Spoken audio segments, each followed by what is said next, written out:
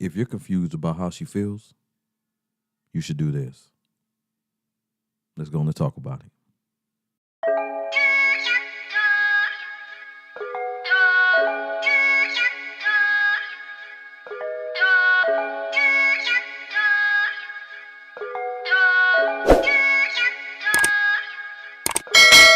I was just patient, never try skating. Fuck niggas hating. It's not odd, it's not strange that people do not know how to articulate themselves. When they do, you don't really gain clarity. It's confusing for you. And it's also not odd that people choose not to express themselves due to having a buildup of anxiety of what to expect once they told you how they felt about a situation, or having poor conflict resolution skills. They haven't developed those skills. They haven't tuned into videos that help them to develop those skills, or they haven't gone to school, or no one taught them this. So they just run away and they distance themselves from you, and then you become more confused on how they feel about you because you don't believe you did anything to deserve to be abandoned, ghosted, put on ice, back burners, on reserve, and have to wait for somebody to decide to, engage with you. And it's also, clear that this is unhealthy and it doesn't feel good. You don't know if you're being manipulated or if you're just dealing with somebody who has poor communication skills. In this video, I do want to help you go inside the mind of a person who, is unexpressive of their feelings. And then at the end, I do want to, help you, give you some tips on how you can handle it and what you should do, how you should go about it in a healthy way. Okay? Number one, when a person is struggling to express themselves, becoming distant, you're confused about how they feel, they struggle to process their own emotions. Okay? Processing your own emotions is when you can sufficiently determine what has triggered you and therefore find out the cause of this issue. Okay? People who cannot sufficiently find their triggers within themselves do not know what caused it, therefore are left in an unsettled mental state. This is why their energy is off around you. Okay? They're confused. They don't know why they feel the way they feel. It could be something that you did. It could be something that you didn't do. But you're feeling in yourself, you're feeling like, why they ain't telling me what's going on? Why they just switch up their behavior, but they're not talking to me? They have feelings in them about something or, that they do not understand. They do not know how to process. They know it didn't feel right to them. They know it triggered them, but they don't know how to articulate it. They probably don't know the cause of this. So they are left in an unsettled emotional state. And if they still come around you or have to be around you for any kind of reason, if they can't just entirely avoid you, then you notice that their energy is off. You get negative vibes and distant emotional vibes, and, the conversation is just not deep at all. It's extremely surface level, and you're like, what's going on here? Number two thing that's going on. They are reluctant to facing the reality and or consequences of being transparent. You may not like what they said. You might get offended. You might not understand. You might belittle what they're feeling. They haven't processed it, okay? So they don't know. They have anxiety. They don't know what could come about if they decided to tell you. Maybe they'd express it in the wrong way. Maybe they're trying to figure out, how do I deliver this message? They're, again, stuck mentally. Number three, they simply pull back, okay? Pull away to avoid the potential shame. Now, the shame is coming from the unresolved issue, the unsettled feeling. They don't know if they're the problem, you're the problem, what's the problem? So it's going to be potential shame if they expose something to you and then they're wrong. So to avoid that shame or feelings of shame, they pull back, they run away.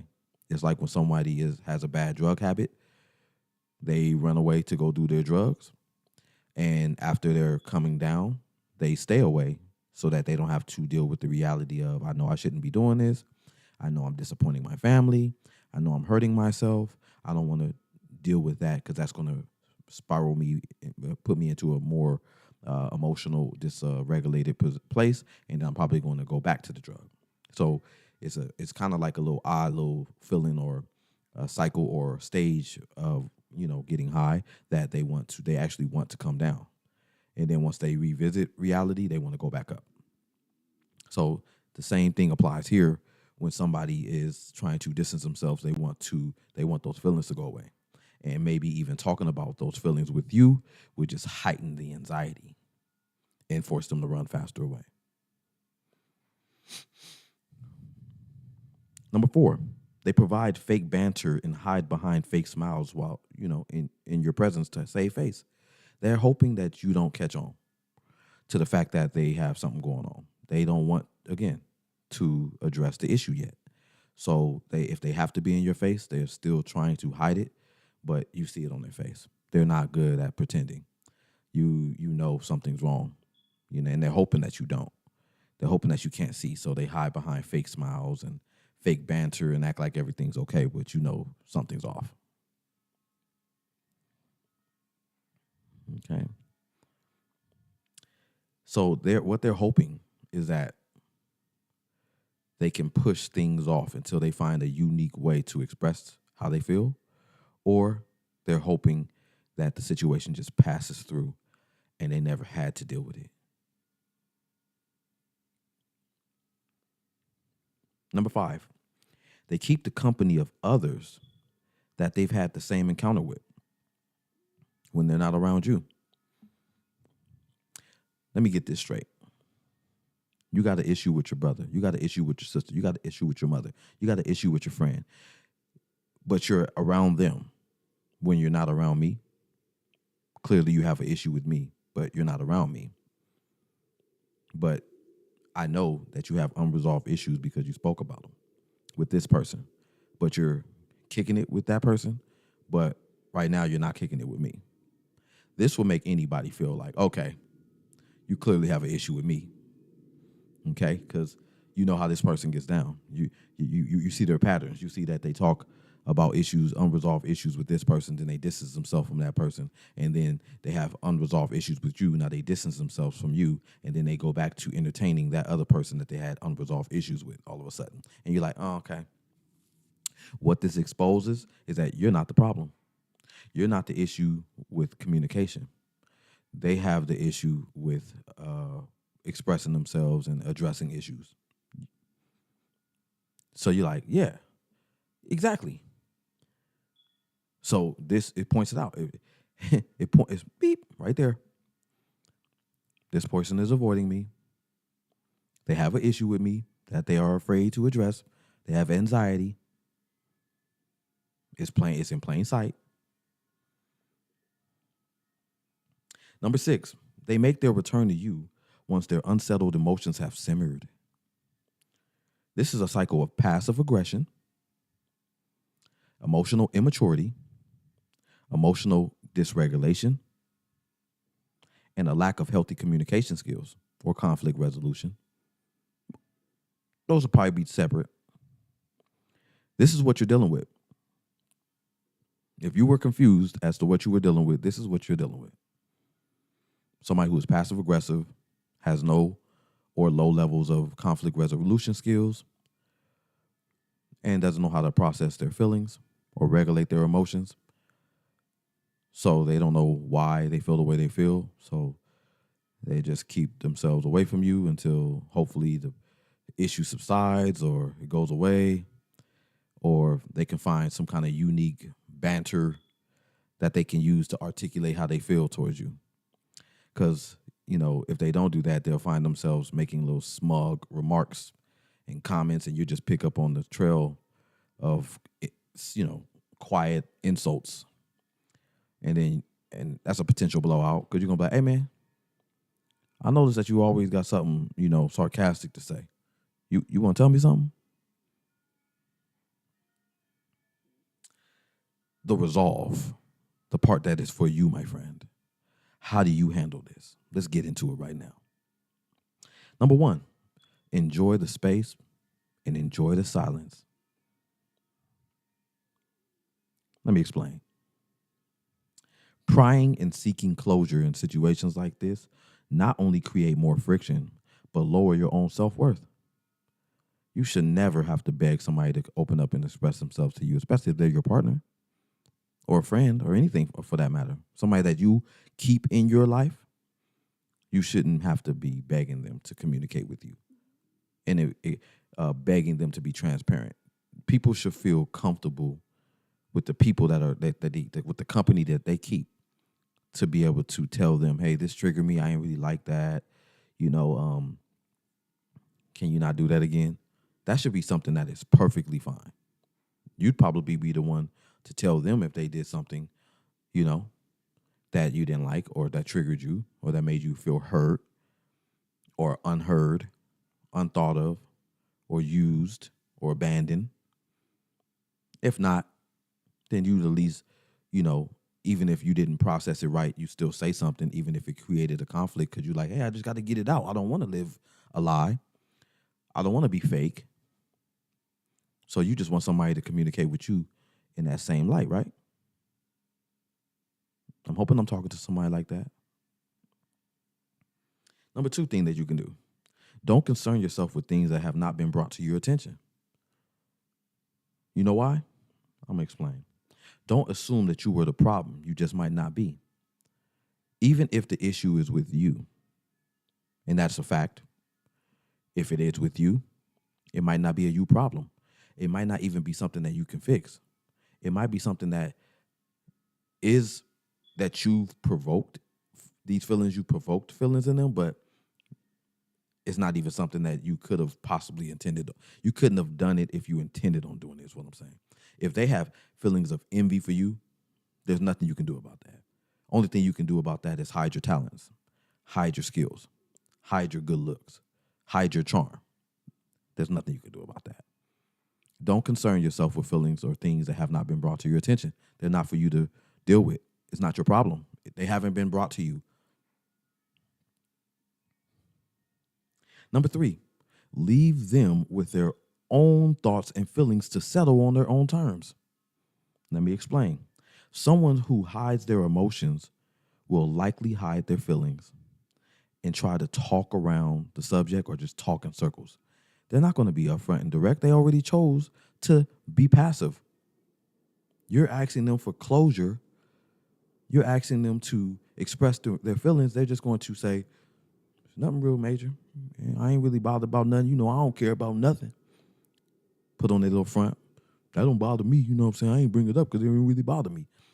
You didn't bring it up because it didn't really bother you, but you're acting strange around me. Calling somebody out like this is pointless because they're just going to talk around. They're going to make you feel crazy. The best case scenario to save yourself some time: leave their feelings and thoughts to them. Don't even ask. Whatever. You don't want to bring it to my attention? All right. Enjoy that. Number 4, avoid ruminating and questioning yourself due to their poor communication. You are only in control of your own behavior. Someone else's behavior, good or bad, is not a reflection on who you are as a person. You have to know this. You have to know and remember this. Someone else committing a crime, they can't blame you for it. Someone else avoiding you, they can't blame you for it. Let's say, to play devil's advocate, let's say you smack somebody so they don't come around you anymore because they feel threatened, they feel unsafe, and stuff like that. Would their distance in that case be a reflection of who you are? Yeah. Yeah. They don't feel safe around you. So, yeah. But there's clearly nothing confusing about that. You probably don't need to ask them, what did I do, if you know you slapped them. So that's a slightly different scenario, because if you didn't do anything intentionally to hurt somebody, all you wanted to do was love them, and then they distance themselves from you, then you'd be confused. Had to bring that back home for you. Number 5, lastly, continue on your normal course of action. Be yourself, the same person you've been. Don't make adjustments of things that you don't even know were a real issue. Don't say, okay, I'm going to stop doing this and see if that works. Don't do that. Just be yourself. Keep doing the same thing you've been doing. Sometimes people are intimidated by your autonomy, your stoicism, and your ability to be steadfast. That's why they don't know how to address issues with you, because they know that you're like a brick wall that cannot be moved. A lot of people do manipulation tactics to get you to adjust your behaviors to go more in their favor or more to their liking. But if you're going to use manipulation on somebody who cannot be manipulated, you're wasting your own time. You're spinning your own wheels. People who communicate in healthy manners can a simple conversation can resolve issues in confrontation. You don't need to use manipulation tactics like silent treatments, detaching, creating space. But you don't have to do all that with somebody who communicates in a healthy fashion. You just tell them, I don't like this. And they say, okay, I'm sorry. And you're like, dang, that was easy. Yes, it is. When you're with a good person, it is easy. It is not confusing. Stay strong. Even if they're not envious or intimidated by your stoicism, your ability to be steadfast, or your autonomy, never let someone's instabilities move you off your course in life. That's not a you problem. That's not even something that's for you to adjust. If something that people, we make changes when we feel it's need to, or it's needed in our own life, and when we desire better results. When we're a kid, we don't know what we're doing. But life is a learning process. Over the time, you make adjustments within yourself. You stop doing things. You start doing more things, different things. You change things. People evolve. Someone who is using the same tactics they used when they were a child to communicate at a middle age, they have not evolved. I look at it like this, in closing. When you take two people in life and you put them in the same relationship, situation, room, whatever, you bring two people together in life. One of the parties are going to have more of an influence on the other, okay? So you take a smart person and you take a dumb person. The smart person could make the dumb person more smart, or the dumb person could make the smart person dumb down and hide their true talents, abilities, etc., etc. If you guys were walking adjacent to each other in the same direction, down the same path in life, if this person makes a left and this person follows, they'll end up on the same path. Likewise, that person goes right, you go right, you're on the same path. But what happens when this person goes left? They chose a healthy path in life, a safe path in life, and then this person goes right. You're no longer on the same path. And this is when you get a relationship or a situation with somebody where you feel like you're having a long distance relationship, but you're in the same house. Somebody tell me how that works. That's that distance that you feel where someone is physically close to you, but they're going somewhere totally different than you. It won't work. So now somebody is forced to go this way in order to close that gap. What just happened?